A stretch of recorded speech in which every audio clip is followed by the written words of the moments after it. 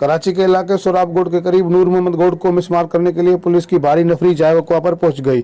आवाम की मजामत पर पुलिस ने शेलिंग करना शुरू कर दी। नूर मोहम्मद गोड की आवाम ने वशी न्यूज़ को बताया 7:30 के और 8 बजे के दरमियान शेलिंग हो चुकी है, जो कि हमारे 2 लेडीज़ उसमें ज़ख्मी हो चुके हैं और तकरीबन हमारे जो गिरफ़्तारी हुई है 3 से 4 बंदे गिरफ़्तार हो चुके हैं। हम अपने मुराद अली शाह साहब से और बिलावल भुट्टो साहब से कहना चाहते हैं, और ये बिल्डर माफिया जो जाली बिल्डर है हमारे गोट पर कब्जे कर रहा है। आप साफियों के तवज्जो से एक और बात की वजाहत करूं, अगर केएमसी या टाउन म्यूनसिपल ऑपरेशन करते हैं, कोई ठिया हटाते हैं, कोई ठेला हटाते हैं, तो उसको भी नोटिस दिया जाता है कि बाबा ये तुम्हारा ठेला गैर कानूनी है, ये तुम्हारा ठिया गलत बढ़ा हुआ है, इसको हटाओ। ये 5000 घरों से ज़ायद पर मुश्तमिल आबादी है, जिनके पास बिजली, पानी, गैस हर चीज़ मौजूद है।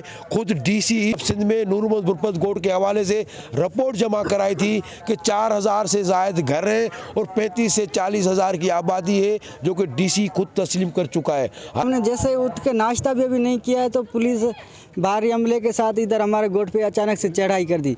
जो हमारे गोट पे यहाँ से लोग बाहर निकलने वाले थे उनको तो उठा के ले गई है, कुछ लोग थाने में उन्होंने ज़ाहिर किए, बाकी उठा के ले गए। काफ़ी सारी शेलिंग की है जिसमें हमारे लोग ज़ख्मी हैं। पुलिस ने अपना मौक़िफ़ अख्तियार किया कि हमें अदालती हुक्म है, जिसके बायस हम अपनी ड्यूटी सर अंजाम दे रहे हैं। उधर आवाम का कहना था कि हमारे गोट को मिसमार करके हमें दरपदर नहीं किया जाए। कैमरा टीम के साथ अली बख्श बलोच, वशी न्यूज़, कराची।